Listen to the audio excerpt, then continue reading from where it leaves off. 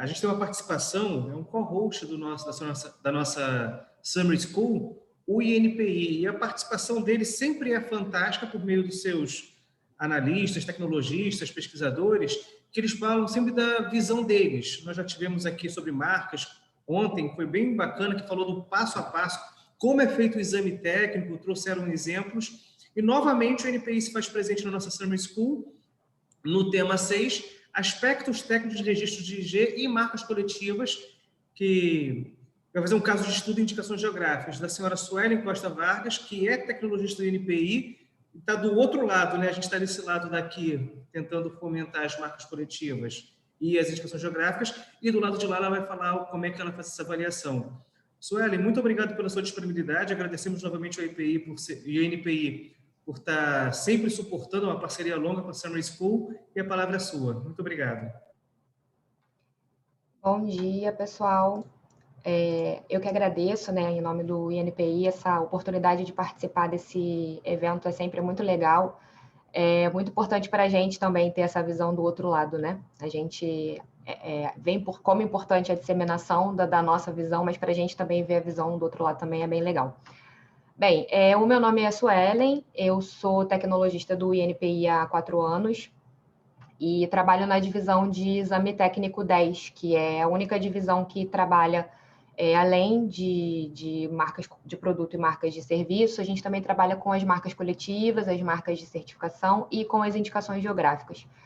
E aí, por causa disso, eu considero que a gente consegue ter uma visão um pouco mais abrangente, né, da relação entre todas as naturezas de marca, e inclusive com as indicações geográficas também. Hoje o nosso tema está relacionado aos aspectos de exame mesmo, né, de registro, tanto das IGs quanto das marcas coletivas. O Anselmo já falou um pouquinho do que eu pretendia falar em termos de conceitos e tudo mais, então a gente vai passar um pouquinho mais rápido por essa parte. Eu, pelo menos, achei pouco tempo de apresentação, porque a gente está acostumado a falar muito de IG e muito de marca coletiva, tem muita coisa legal, né, para falar, então são assuntos que tomam bastante tempo. Procurei ser o mais objetiva possível, para não fugir muito ao tema. Eu decidi começar pelas marcas coletivas, porque elas têm um procedimento de registro mais simples, né, do que as indicações geográficas, menos documentos obrigatórios e tudo mais, então decidi começar pelas marcas coletivas. Em seguida a gente vai falar do registro de IG, vai fazer um breve comparativo no final, para, né, deixar bem claro qual é a diferença das funções e do registro em si, da marca coletiva e das indicações geográficas. E se der tempo, somente se der tempo, no final eu vou apresentar uma situação, problema para vocês, para ver como que funciona, né, na verdade, o trabalho em cima de uma situação, problema num curso online, que é a minha primeira vez fazendo curso online, né? Vamos lá. Bem, onde que entra a marca coletiva, né? Por que marca coletiva?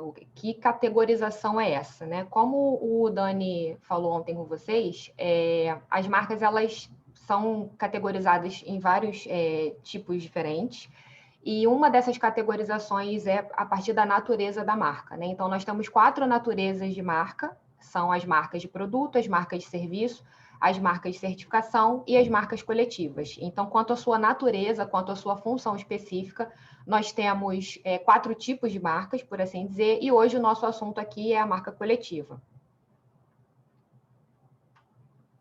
E, peraí.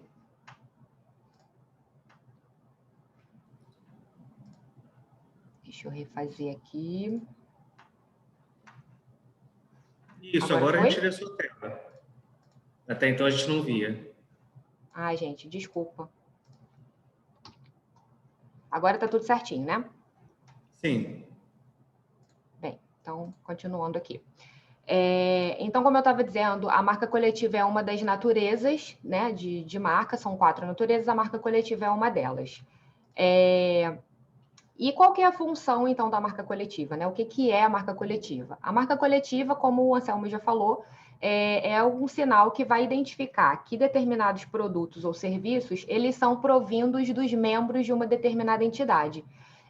Então, toda vez, necessariamente, que a gente falar de marca coletiva, a gente vai entender que existe uma coletividade por trás daquele sinal. Uma associação, uma cooperativa, um sindicato, o que for. Mas, necessariamente, a gente está dizendo que existe uma entidade coletiva. E a função da marca coletiva é justamente identificar a existência dessa entidade.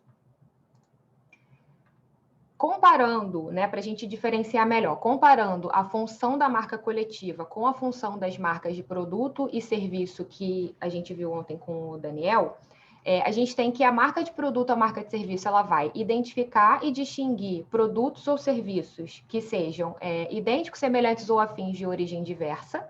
E a marca coletiva, ela também tem essa função distintiva, né? Mas ela vai identificar e distinguir produtos ou serviços que sejam provenientes dos membros de determinada entidade coletiva, tá? Então, quando a gente tem, por exemplo, aqui a marca de produto da Garoto, o consumidor, ao se deparar com um doce, um bombom, que seja com a marca Garoto, ele vai saber que aquele doce, aquele bombom é proveniente de uma origem comercial individual, que é a Garoto.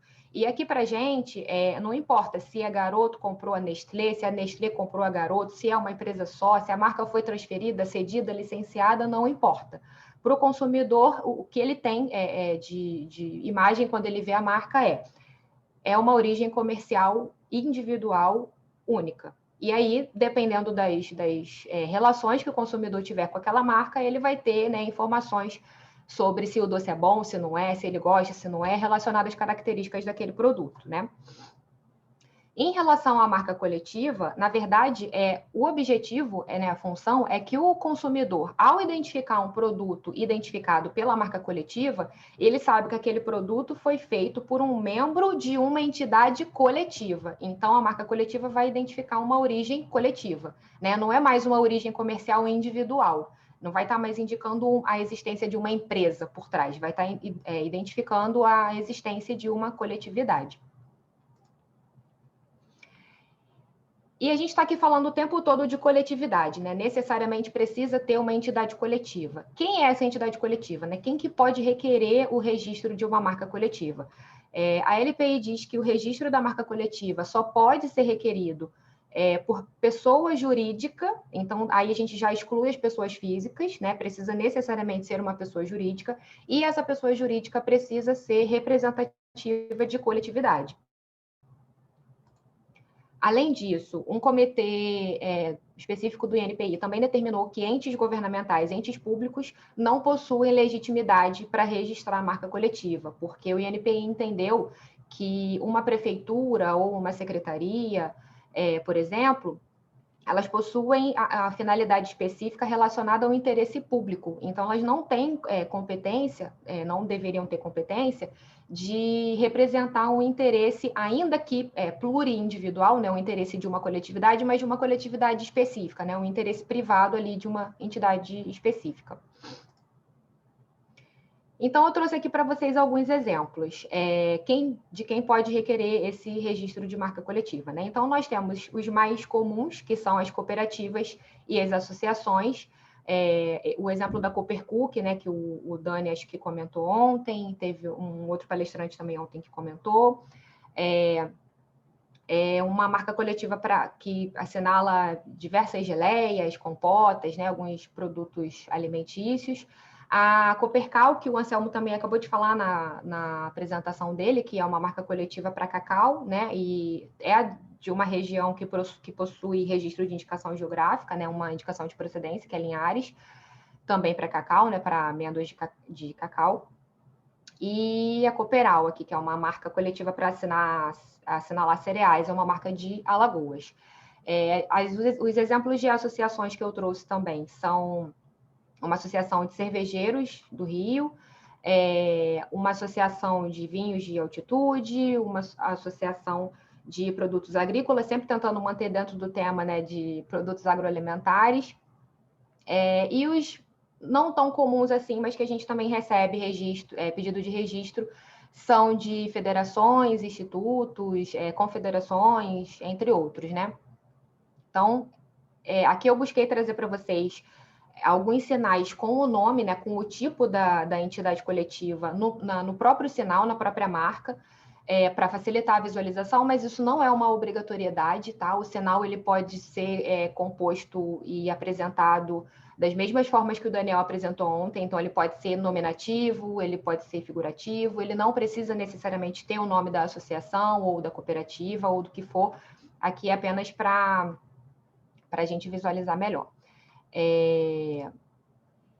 Então, quem que não pode requerer o registro de marca coletiva, né? Se precisa ser uma pessoa jurídica representativa de coletividade, a gente já exclui as pessoas físicas, né? A pessoa física, então, não pode ser titular de marca coletiva. As sociedades limitadas também não podem ser titulares de marca coletiva.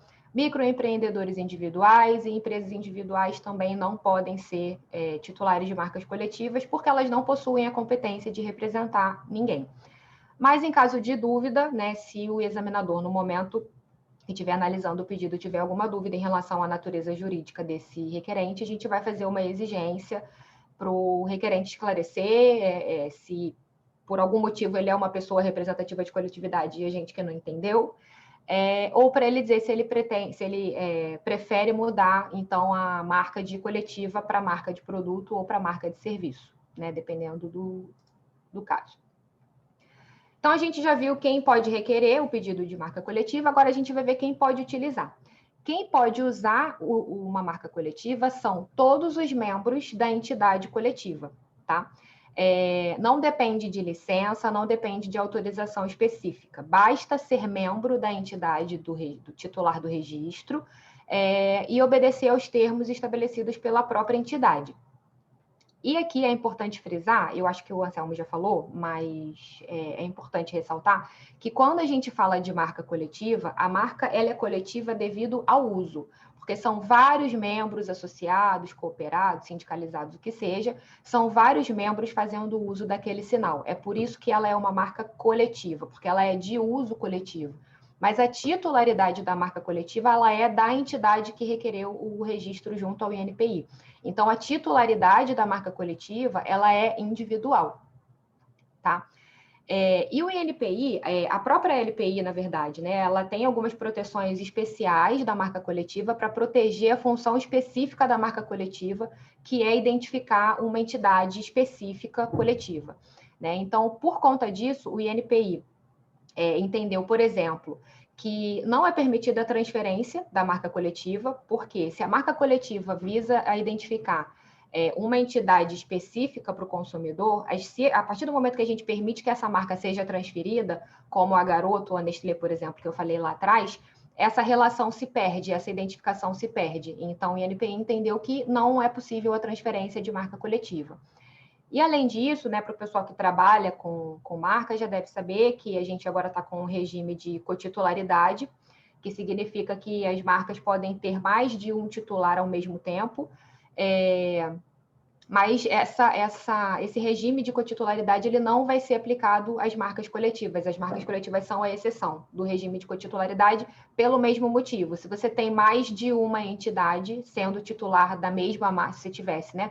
Sendo titular de mais de uma marca coletiva, você quebra essa relação de identificação de uma entidade coletiva específica. Bem, eu disse aqui nesse slide anterior que basta ser membro da associação nos termos e obedecer os termos estabelecidos por ela, porque no caso da marca coletiva a gente está falando de titularidade, propriedade, né? A entidade ela é dona daquele sinal. E como que ela vai estabelecer esses termos? Por meio do regulamento de utilização. A LPI ela determina que o regulamento de utilização ele é o documento de apresentação obrigatória no registro da marca coletiva. Se ele não for apresentado no ato do depósito, ele precisa ser apresentado em até 60 dias. E se ele não for apresentado, o pedido vai ser arquivado definitivamente. E não há recurso, não tem como reverter, tá? Arquivamento definitivo é arquivamento definitivo, a não ser que o INPI tenha cometido algum erro, né? E aí o arquivamento é anulado. Mas se realmente não tiver regulamento de utilização, o pedido vai ser arquivado.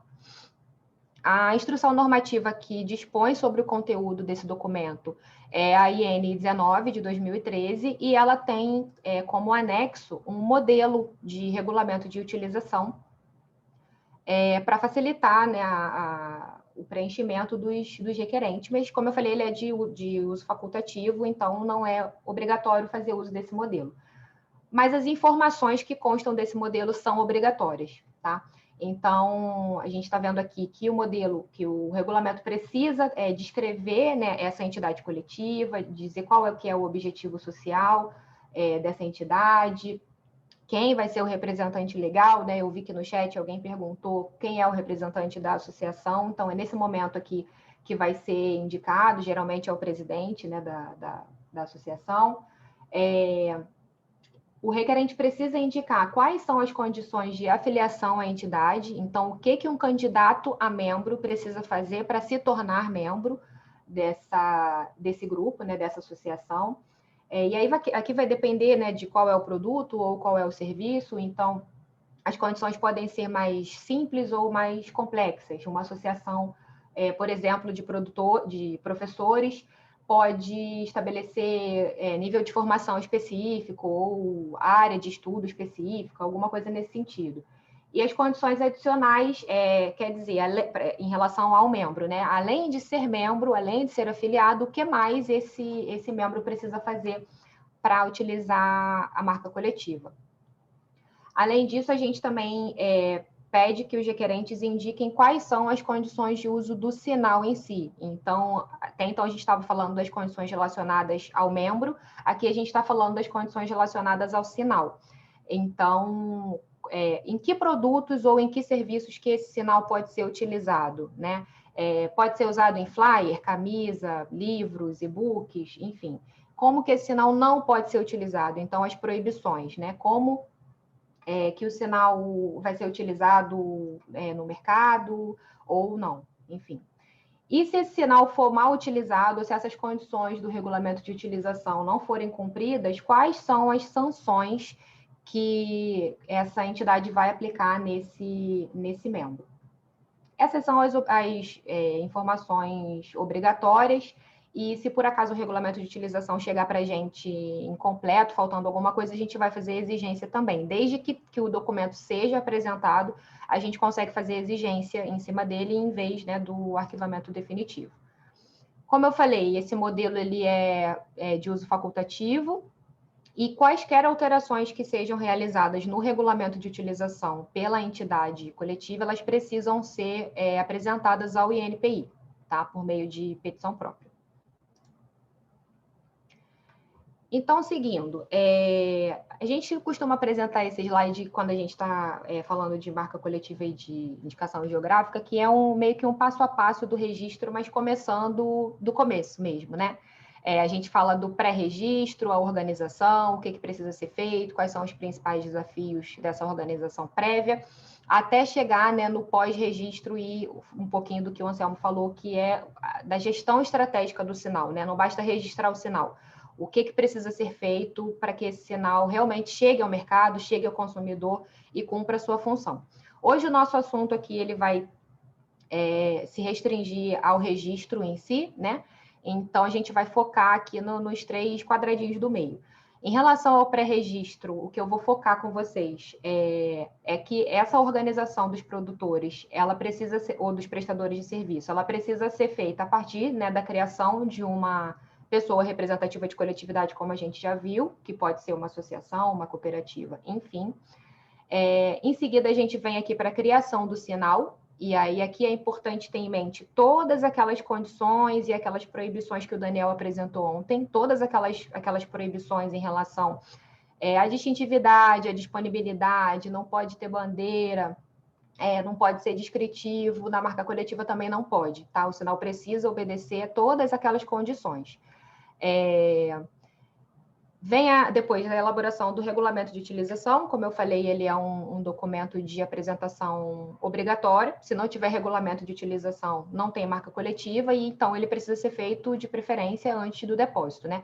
E é aqui na elaboração do regulamento de utilização que são definidas todas as condições da marca coletiva. Então, é aqui que vai ser decidido qual é o produto ou qual é o serviço, se vai ter, por exemplo, delimitação geográfica ou não, né? A gente está vendo repetidamente que a marca coletiva ela tem a função de indicar uma origem coletiva e só. Ela não tem a obrigação nem a função de indicar uma origem geográfica, mas alguns regulamentos de utilização que a gente recebe, eles têm essa preocupação de delimitar geograficamente o uso daquele sinal. Então, na Amorango, por exemplo, que é o que eu conheço mais porque foi o objeto do meu mestrado, é uma associação de produtores de morango de Nova Friburgo, e no regulamento de utilização deles, eles fazem essa restrição geográfica. Só pode se filiar à associação os produtores de morango de Nova Friburgo, tá? Então, esse é o documento que vai estabelecer todas as condições relacionadas à marca coletiva. Se o produto vai ter critérios de qualidade ou não, se o produto vai passar por uma certificação ou não. Então, esse é o documento que vai ter todas essas informações. É o documento norteador da marca coletiva e precisa ser feito antes do depósito. E, enfim, a gente chega aqui depois no depósito no INPI. Aqui eu vou passar rapidinho com vocês, né? Porque a gente não precisa passar por todos os pontos do fluxo, não é a parte mais divertida, né, da coisa. Mas o que eu foco com vocês aqui novamente é que depois do depósito, o requerente tem 60 dias para apresentar o regulamento de utilização, e se esse documento não for apresentado, o pedido é arquivado. Esse fluxo também é o mesmo para as marcas de produto, para as marcas de serviço e para as marcas de certificação. A diferença aqui para a marca coletiva é apenas a apresentação do regulamento de utilização mesmo. A gente tem depois o exame formal, o pedido é publicado para oposição de terceiros, fica publicado por 60 dias. Se houver oposição, ela é publicada também para manifestação em relação à oposição. Segue para o exame de mérito, que é onde a gente vai ver todas aquelas questões que o Daniel apresentou ontem em relação à liceidade, distintividade, etc. Aqui no exame de mérito que o pedido provavelmente vai sofrer uma exigência, falando de marca coletiva, né?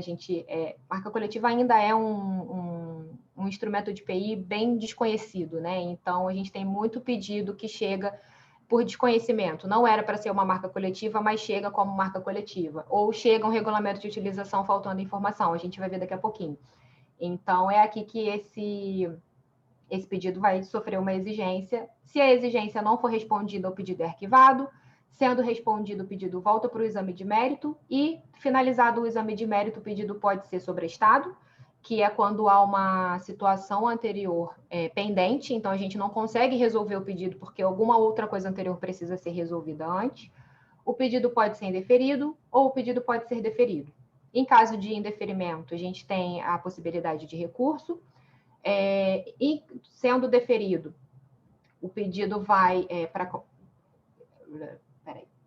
Sendo deferido, o requerente tem 60 dias de prazo ordinário, mais 30 dias de extraordinário para fazer o pagamento. Tendo pagamento, o pedido é concedido, não tendo pagamento, o pedido é arquivado. E ainda depois da concessão, a gente tem ainda 180 dias de PAN, né, para caso tenha alguma irregularidade no pedido, no registro, e 5 anos para ação judicial. Bem,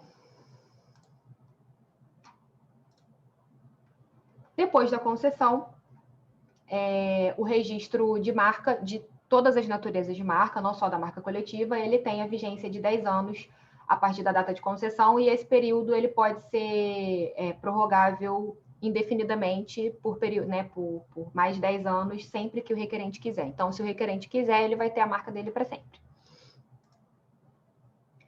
O que a gente tem de principal problema no exame de marca coletiva, e eu julgo que seja, como eu falei, por essa falta de conhecimento do ativo, né? A gente ainda recebe muitos pedidos de pessoas que não têm legitimidade para fazer o pedido, para ter um registro de marca coletiva. Então, a gente ainda recebe muito pedido de pessoa física, muito pedido de microempreendedor e etc. A gente também recebe alguns pedidos ainda sem o regulamento de utilização, e nesse caso a gente não tem o que fazer, é arquivamento mesmo, porque é previsão legal, né? A gente também recebe o regulamento de utilização faltando as condições. Às vezes a gente recebe aquele modelinho que eu mostrei para vocês completamente em branco. O requerente preenche só os dados da associação, data e assina. né? E aí a gente precisa fazer exigência dizendo, olha, eu preciso que você me diga quem vai poder usar esse sinal, como que esse sinal vai ser utilizado e tal. E, por fim, a gente também recebe alguns pedidos com produtos e serviços que não são condizentes com a natureza de marca coletiva. E aqui, assim, não vai dar para a gente entrar muito em detalhe por conta do tempo, mas como eu falei lá no início, a marca coletiva ela é utilizada para identificar os produtos ou serviços que são provindos dos membros da entidade, e não os produtos ou serviços da entidade em si. O que eu quero dizer com isso? Que o pedido de marca coletiva, ele precisa assinalar produtos ou serviços que sejam produzidos ou prestados pelos associados. Então, uma associação, por exemplo, de produtores de banana, né, para ficar no exemplo da palestra seguinte, para fazer o pedido de marca coletiva, os membros provavelmente serão produtores de banana, e esse pedido de marca coletiva ele vai ser provavelmente para banana, derivados de banana, doce de banana, o que seja, né? Mas vai ser para ali, para o que é o produto mesmo final feito pelos produtores. Se essa associação de produtores de banana quiser uma marca para assinalar os próprios serviços, serviços de representação de associados, serviço de representação jurídica, serviços de representação sindical e outras coisas do tipo, essa associação precisa pedir uma marca de serviço, não é uma marca coletiva. Então, toda vez que a gente recebe um pedido de marca coletiva para assinalar serviços, obviamente prestados apenas por essa associação, a gente ou troca de natureza para a marca de serviço, sem perguntar para o requerente, né? Vai depender do processo, ou a gente pergunta para o requerente, tem certeza que é isso mesmo que você quer? Pode ser que você seja indeferido por isso. E aí espera, né, que ele, no cumprimento de exigência, ele passe as informações que a gente precisa. De forma geral, a gente tem, sempre que a lei permite, né, a gente sempre tem dado preferência pela exigência, porque o nosso objetivo é que a gente tenha, sim, marcas coletivas registradas, mas a gente quer marcas coletivas de verdade, né? Com registros que funcionem e que cheguem no mercado e que façam sentido. Então, a gente tem sempre buscado fazer exigência para deixar os processos o mais redondinho possíveis. Em relação aos custos, são os mesmos das marcas também de produto, serviço e certificação, não tem diferenciação em relação a isso. A gente tem aqui os valores, cadê? Do pedido com especificação pré-aprovada e especificação livre, tem uma diferencinha aqui. Lembrando que essa tabela de retribuições de NPI, ela tem um desconto para uma certa classificação de pessoas de natureza jurídicas, né? Pessoas naturais, cooperativas, tem algumas coisinhas que eu não lembro agora todas de cabeça, mas essas pessoas têm um desconto em diversos serviços do NPI, não são todos, mas em diversos serviços do NPI. Tá? E aqui o valor também de quando a marca é registrada, né, depois de passar pelo depósito, pelas exigências, quando o pedido é eventualmente deferido, o requerente precisa pagar essa primeira taxa aqui do decênio, né, dos primeiros 10 anos, e depois as taxas de prorrogação de 10 em 10 anos. E aí eu trago aqui para vocês um resumão, né? O que é o mais importante de marca coletiva que a gente viu até agora e o que a gente precisa saber em relação às marcas coletivas pensando em exame, né? A marca coletiva, ela identifica, como a gente viu, necessariamente uma origem coletiva, é a função específica desse sinal. A entidade coletiva é titular, ela é dona e proprietária da marca, tá? Quem vai utilizar esse sinal são os membros dessa entidade, desde que obedeçam ao regulamento de utilização.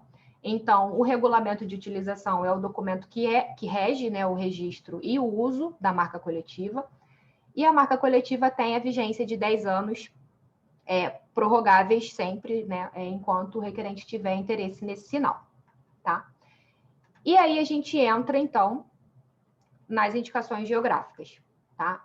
Como o Anselmo já falou também, né, a LPI, ela não exatamente define indicação geográfica, ela não diz indicação geográfica e conceitua, ela diz que constitui indicação geográfica a indicação de procedência ou a denominação de origem, e aí ela define o que é indicação de procedência e o que é a denominação de origem, né? E aí a gente tem aqui como destaque a indicação de procedência, ela vai ser um nome geográfico, de um local que tenha se tornado conhecido por determinado produto ou por determinado serviço, tá?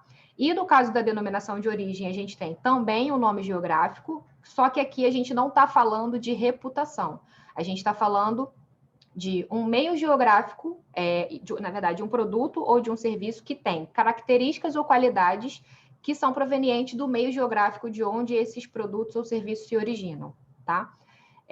Eu coloquei aqui uma observação rápida, que a IN 95 de 2018, que é a IN mais recente, né, que está vigindo agora no exame das IGs, ela incluiu, além do nome geográfico que está previsto na EPI, ela incluiu a possibilidade do registro do gentílico, né, que é o adjetivo do nome geográfico, né? Então, Rio de Janeiro, Carioca, né? Então, agora a gente, além de poder registrar o Rio de Janeiro, a gente pode registrar o Carioca também. Mas esse slide ficou muito cheio de texto, então eu trouxe para vocês aqui o resuminho, né, para a gente ter em mente o que é mais importante nesse conceito das indicações geográficas, né? Então, a gente tem a indicação geográfica como um grande gênero, né, com duas espécies. E as duas espécies são a indicação de procedência, né, a IP, e a denominação de origem, que é a DO. Quando a gente estiver falando de reputação, quando a gente estiver falando de um local que se tornou conhecido por determinado produto ou por determinado serviço, a gente vai estar sempre falando de indicação de procedência, tá? E quando a gente estiver falando de um produto ou de um serviço que tem características devidas ao meio geográfico, e aí a gente não está falando aqui de reputação, a gente está falando de denominação de origem, tá? E aí eu vou fazer uma ressalva. Não quer dizer que, no caso da indicação de procedência, não possa haver qualidades ou características provenientes do meio. E também não quer dizer, no caso da denominação de origem, que o lugar não se tornou conhecido, não pode ter se tornado conhecido. Não quer dizer isso. Essas características, elas podem conversar. Mas o requisito para que o pedido de IG seja registrado como indicação de procedência é que seja comprovado que aquele nome geográfico se tornou conhecido. E no caso da denominação de origem, o requisito é que seja comprovado que aquele produto ou serviço tem características devidas àquele meio geográfico específico, tá? Eu coloquei alguns exemplos aqui para vocês de indicação de procedência e de denominação de origem. No caso da IP, eu coloquei a farinha de Guarani, né, que é uma indicação de procedência do Amazonas, para farinha de mandioca. Coloquei o abacaxi de Novo Remanso, que também é uma IP, de 2020, se eu não me engano, e para abacaxi, né, obviamente, e o Mossoró, que talvez alguns de vocês conheçam, que é uma indicação geográfica para melão, né, do Rio Grande do Norte. Ele é mais antigo um pouquinho, de 2013. E aqui os exemplos de denominação de origem, eu coloquei Mantiqueira de Minas, que é uma DO para café, Ortigueira, que também é uma denominação de origem de 2015, é do Paraná, é para mel, e a banana da região de Corupá, que vocês, né, vão ver daqui a pouquinho com mais detalhes, né? Todas essas três denominações de origem aqui, elas designam produtos que têm características que são relacionadas ao meio geográfico, né? Temperatura, clima, relevo, que de alguma forma influencia, né, no produto que é assinalado por essas IGs.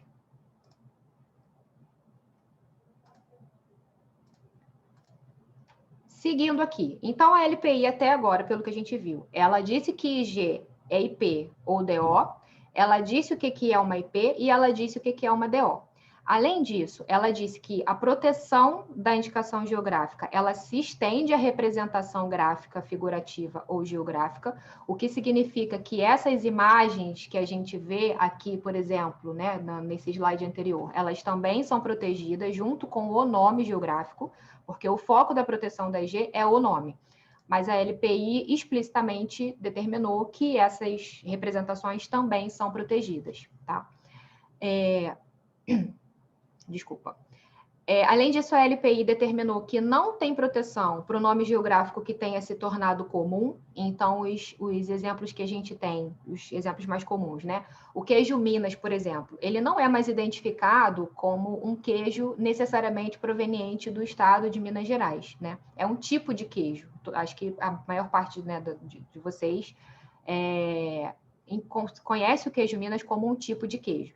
Sendo um tipo de queijo, a gente entende que esse nome, o nome Minas, Minas Gerais, relacionado a queijo, ele se tornou comum para identificar aquele produto, não mais identifica uma origem geográfica, que é a função da IG, então ele não pode mais ser protegido.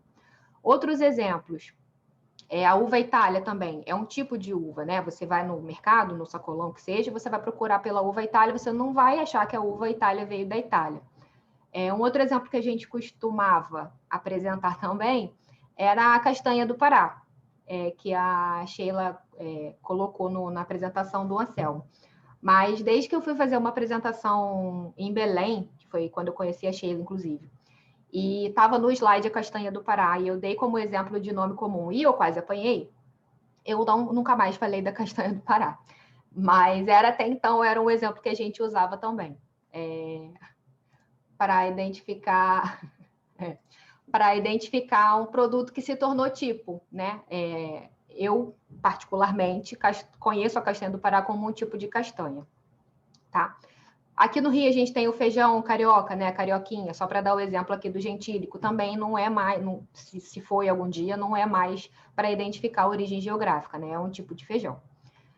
E aí a gente tem o artigo 181, que diz que o nome geográfico que não for IG, ele pode ser elemento característico de marca, desde que não indique falsa procedência, né? Não seja enganoso.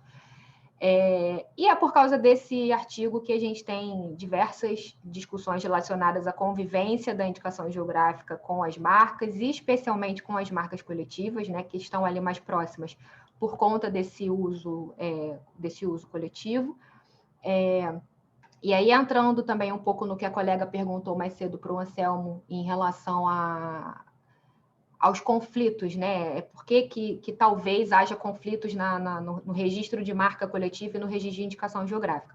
Lá na marca coletiva, a gente viu que a gente pode registrar praticamente qualquer sinal, desde que ele obedeça, né, às condições da LPI. Aqui na indicação geográfica, a gente está vendo que necessariamente é um nome geográfico. Então, quando a gente tem nomes geográficos registrados como indicações geográficas e também registrados como marca coletiva, pode ser que isso cause alguma confusão para o consumidor no mercado, né?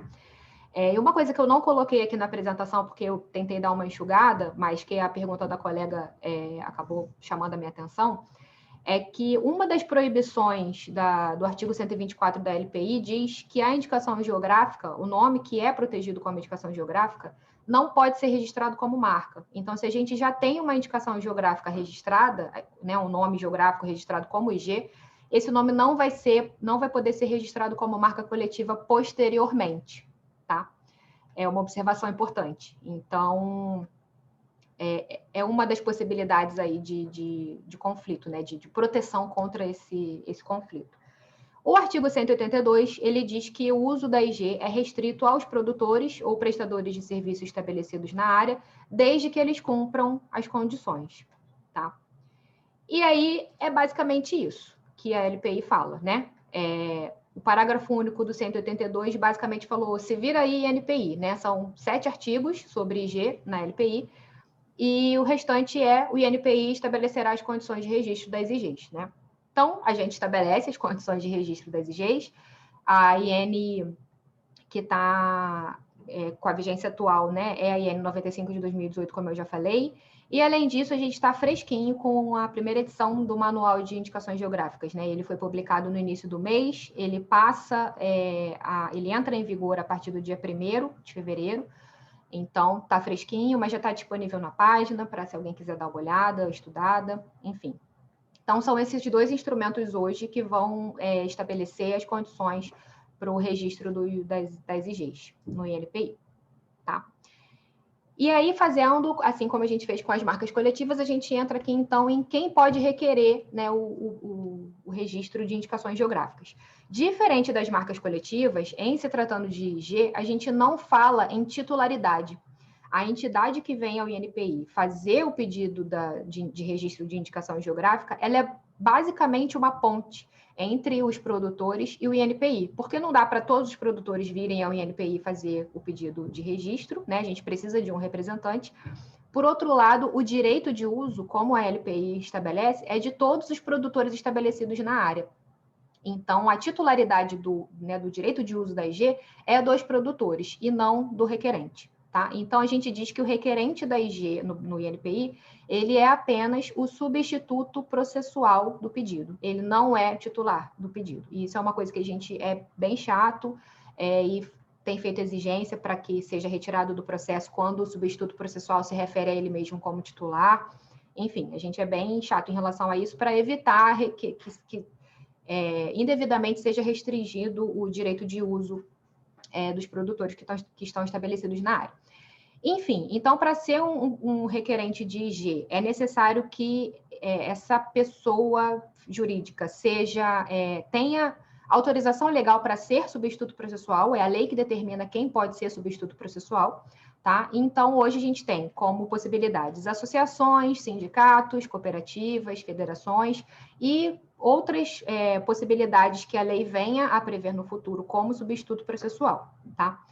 E aí eu enfatizo que substituto processual não é titular do pedido, tá? Diferente da marca coletiva, aqui na IG a gente não tem titularidade relacionada ao requerente.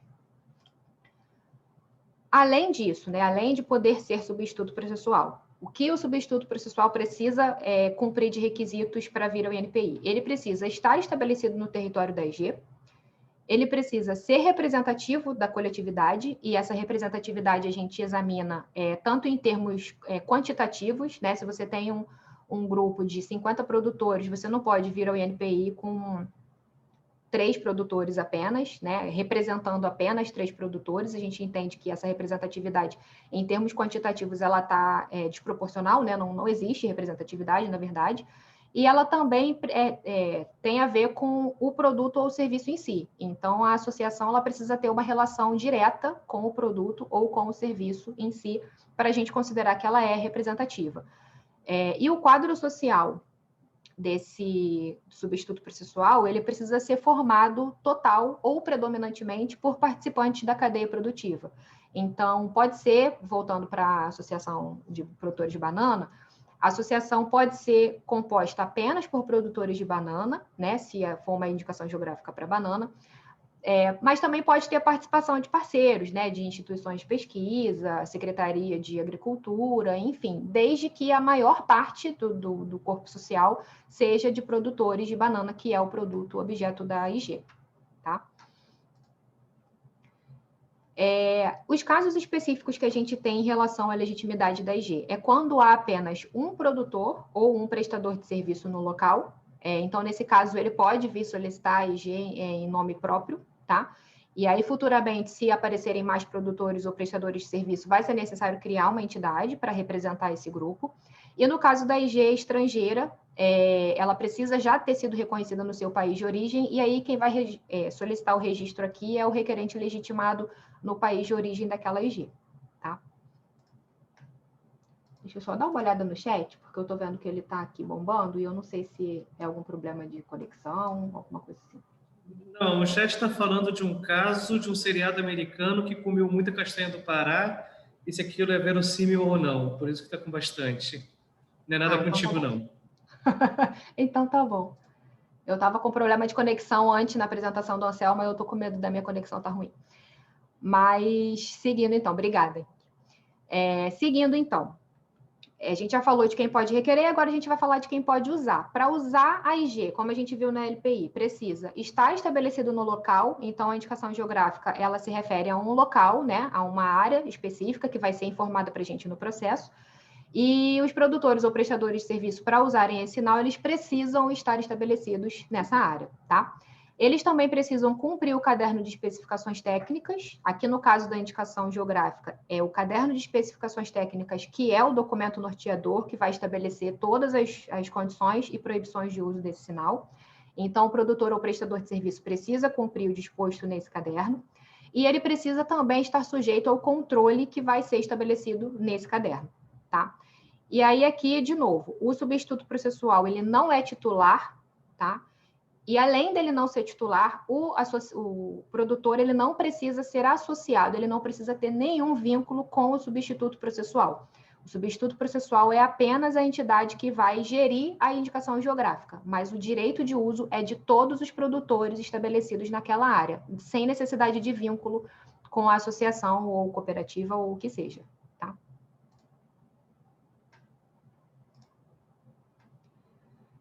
Bem, depois a gente tem aqui o mesmo passo a passo, né, que eu coloquei lá na marca coletiva, para a gente ter uma visão geral. Então, aqui, novamente, né, na organização prévia, a gente precisa de forma geral, a gente precisa da existência dessa entidade, né? Então, aqui a gente está falando do substituto processual.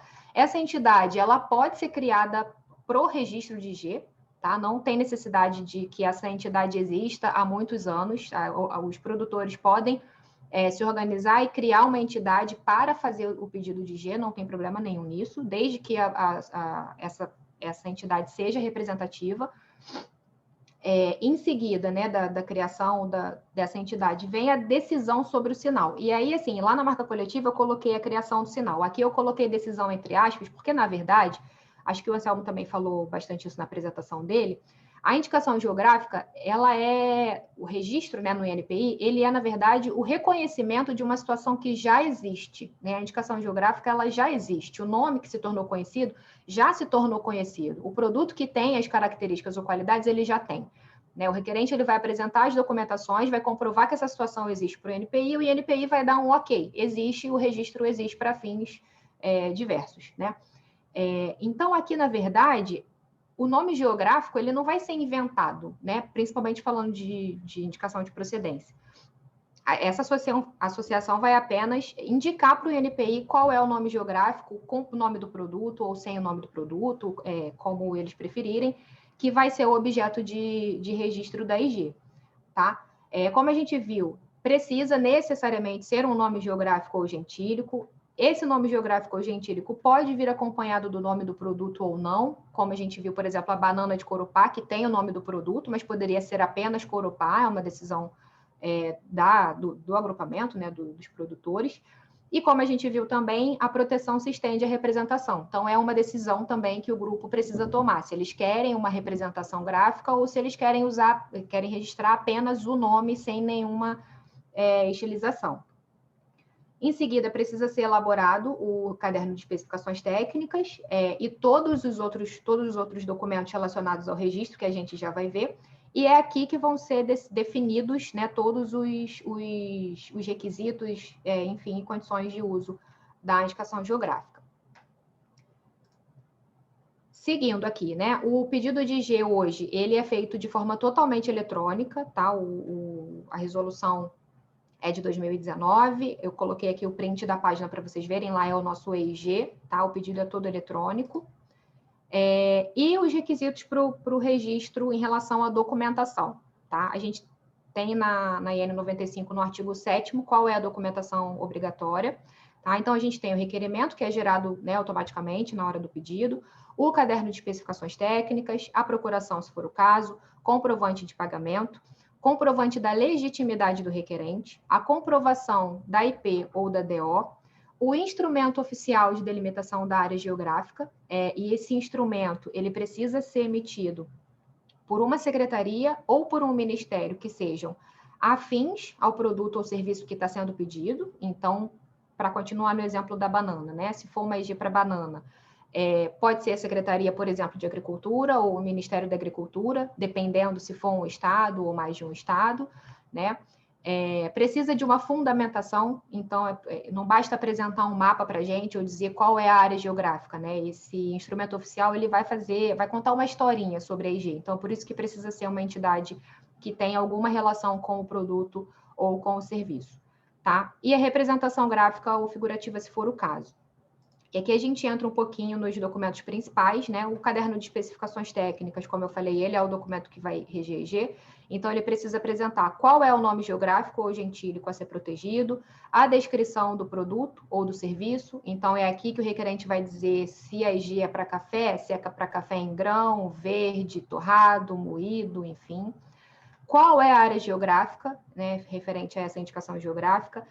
Se for uma IP, o requerente vai dizer qual é a descrição do processo de extração, produção ou fabricação ou de prestação desse serviço. Para a DO, ele vai dizer quais são as qualidades ou características que se devem ao meio, como que essa IG vai ter sua qualidade controlada, quais são as condições e proibições de uso e quais são as sanções caso esse uso seja, caso essa IG seja mal usada, né, digamos assim. Em relação à legitimidade, a gente pede o estatuto social, e esse estatuto social, eu não coloquei todos os detalhes de novo por causa do tempo, mas ele precisa prever explicitamente a representação, né, a representatividade dessa entidade em relação àquele grupo e alguns outros itens específicos. Precisa da ata registrada da aprovação desse estatuto com a lista de presença, precisa da ata da posse da atual diretoria, da ata que aprovou, da ata da Assembleia que aprovou o caderno de especificações, e nesse caso, a gente entende que, apesar de não, aliás, como a gente não há necessidade de vínculo dos produtores com a entidade coletiva, a gente precisa, a gente, NPI, né, precisa tentar garantir que esses produtores participem o máximo possível das decisões tomadas no âmbito dessa entidade. Então, a gente pede que a lista de presença que aprovou o caderno de especificações, que é o principal documento da IG, ela seja qualificada, ou seja, que ela indique quem, dentre dos participantes da Assembleia, são, de fato, produtores, né, da banana, aqui no nosso exemplo. Os documentos dos representantes e uma declaração de que há produtores estabelecidos na área geográfica, tá? Além disso, e o mais importante, né, em termos de requisito, são as comprovações. Então, se o pedido é de uma indicação de procedência, né, que tem a ver com a reputação, como a gente viu, a gente precisa de documentos que comprovem que aquele nome geográfico específico se tornou conhecido pela produção, extração, etc., daquele produto ou daquele serviço.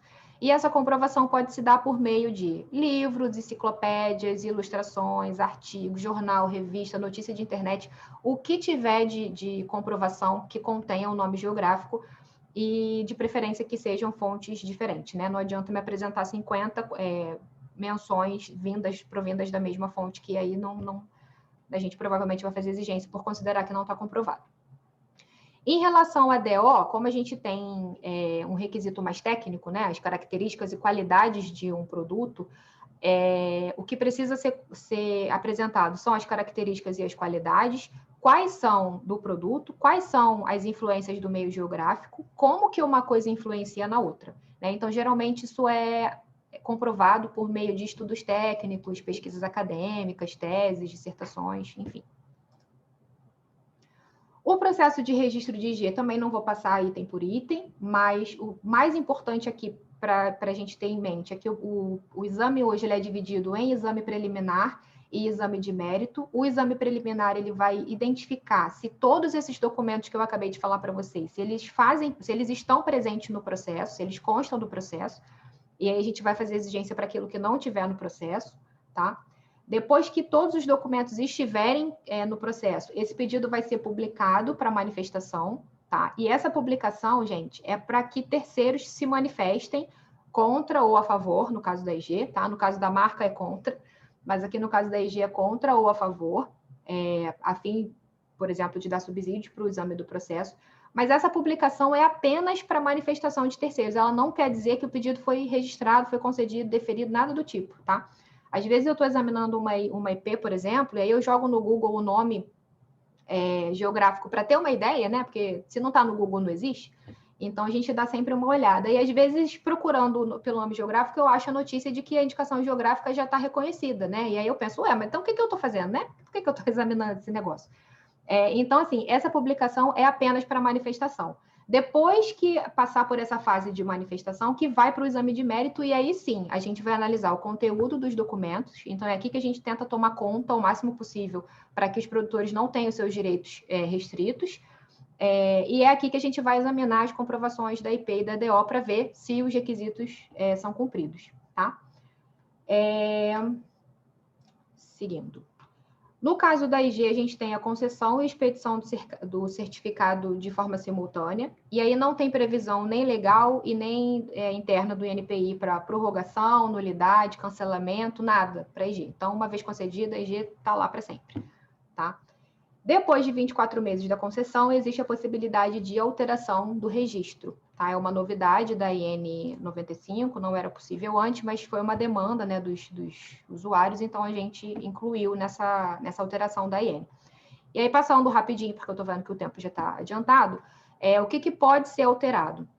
O nome geográfico e a sua representação, mas o núcleo do nome geográfico precisa se manter, então aqui é para incluir ou excluir, por exemplo, o nome do produto, né, alterações simples.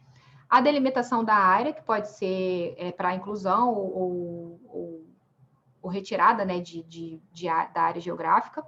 O caderno de especificações e a espécie, né? Você pode trocar de IP para DO, de DO para IP, tá? Existem requisitos específicos para cada uma dessas alterações, que a gente não vai entrar hoje porque não dá tempo, tá? E o importante que a gente precisa saber, que, como eu falei, depois da concessão, 24 meses para alterar qualquer coisa, e depois, há 24 meses para alterar cada item. Então, se você alterou um item, né, alterou, por exemplo, a delimitação, você só pode alterar a delimitação depois de 24 meses, mas você pode alterar outro item que não tenha sido alterado ainda. Pode ser feita mais de uma alteração por vez e não pode haver alteração dos elementos que justifiquem o registro da IG. Então, você pode mexer na área, por exemplo, na área geográfica, mas você não pode alterar completamente a área geográfica, porque aí é outra IG, tá? Então, só para exemplificar. Em relação aos custos do registro aqui, só para vocês verem a diferença, né? Um pedido de indicação de procedência, o depósito, ele custa R$ 590, enquanto o pedido de DO custa R$ 2.135. E a petição de exigência está aqui embaixo, né? R$ 120,48. Essa diferença, eu particularmente acho que pode ser responsável por a gente ter alguns pedidos de indicação de procedência que deveriam ser denominação de origem. Não é o único motivo, mas eu acho que possivelmente é um deles, né? E aí, aqui também o resumão do que a gente viu de indicações geográficas em relação ao registro, da forma mais objetiva que eu consegui trazer, que a indicação geográfica, ela vai identificar uma origem geográfica, é a função específica da indicação geográfica. O requerente do pedido, né, a pessoa que vem ao INPI fazer o pedido, é apenas substituto processual, não é titular. Quem pode fazer o uso desse sinal são os produtores estabelecidos no local, desde que cumpram as condições que a gente viu. O documento que rege o uso das indicações geográficas é o caderno de especificações técnicas e ela vai ter uma vigência indeterminada porque não tem previsão legal diferente disso, tá? E aí eu trouxe um quadrinho, já estou quase terminando, tá? Rapidinho. Eu trouxe um quadrinho só para deixar bem explícita, né, quais são as diferenças entre a IG e a marca coletiva. Então, em relação à função, a marca coletiva ela vai identificar produtos ou serviços que vêm de uma entidade coletiva e a indicação geográfica ela vai identificar produtos ou serviços de uma região geográfica, tá? Essa é a diferença básica em relação à função. Legitimidade para o pedido na marca coletiva é uma pessoa jurídica representativa de coletividade e no caso da indicação geográfica é o substituto processual, que precisa preencher aqueles requisitos que a gente viu. Precisa estar na área, precisa ser representativo e precisa ser formado pelos participantes da cadeia. Para usar, no caso da marca coletiva, os membros que usam, de acordo com o regulamento de utilização. No caso da indicação geográfica, os estabelecidos na região que cumpram o caderno de especificações e se submetam ao controle. Em relação à titularidade, no caso da marca coletiva, a entidade coletiva é titular, e no caso da indicação geográfica, a titularidade do direito de uso é dos produtores, não há titularidade do requerente, tá? Em relação à documentação específica, na marca coletiva a gente tem apenas o regulamento de utilização, e na indicação geográfica a gente tem principalmente o caderno de especificações, mas tem vários outros documentos, como a gente viu. E a vigência na marca coletiva de 10 em 10 anos, na indicação geográfica, a partir da concessão, vigência indefinida, não depende de renovação, nem nada do tipo, tá? E aí eu vou finalizando por aqui. Trouxe aqui para vocês, o Dani apresentou ontem, né, o Felimp, o chatbot do NPI, para trazer mais informações. No portal do NPI, a gente tem a partezinha lá em cima dos serviços, que tem marcas e indicações geográficas com todas as informações que vocês precisarem. Fale conosco, eu também respondo, fale conosco, a gente busca responder da melhor forma possível. A plataforma agora também é integrada de atendimento telepresencial, inclusive. E vou me aproveitar do espaço, Henrique, se você me permite, para fazer um convite Todos os anos a Academia do NPI ela fornece alguns cursos de extensão, um deles é a oficina de IGs e marcas coletivas. É um curso muito legal, na última edição foram 8 horas, né, de IG e 4 horas de marcas coletivas. A gente consegue fazer um apanhado bem maior e bem mais detalhado dos assuntos, então quem tiver interesse, é só ficar ligado na página lá da academia para ver se a data vai ser essa daí mesmo, etc. E é isso. Maravilha, eu vou aproveitar a carona e dizer que eu já fiz, acho que todos os cursos do NPI, de extensão, avançada, redação de patente, inclusive marcas coletivas e indicação geográfica, só que eu consegui fazer ainda presencial. São realmente cursos fantásticos. Então, vou fazer aí um eco na seu merchan. Estamos bastante avançados na hora, mas temos 2 pessoas inscritas para conversar, para fazer perguntas. Eu vou pedir para serem bastante objetivas na pergunta e também na resposta, porque eu não queria deixar passar sem nenhuma pergunta, sem nenhuma interação. Vou pedir para a Isadora Pereira assumir o microfone, fazer a pergunta, e bastante objetivo, por gentileza. Bom dia, pessoal. Suelen, obrigada pela explicação e pela exposição do conteúdo. A minha pergunta é a seguinte, como funciona, como é que é para o NPI pegar 2 pedidos de indicação geográfica que são compostos por elementos nominativos muito parecidos, mas que, na verdade, designam denominações de origem diferentes? Elas vêm do mesmo país, têm toda a documentação, mas são formadas por esses elementos que a tornam semelhantes. Tá, a gente está falando de nomes geográficos iguais para produtos diferentes, é isso? Exatamente. Quer dizer, os produtos vêm de regiões diferentes e, inclusive, na verdade, não do Brasil, mas de outro país e já são reconhecidas como tal nesse outro país. Tá.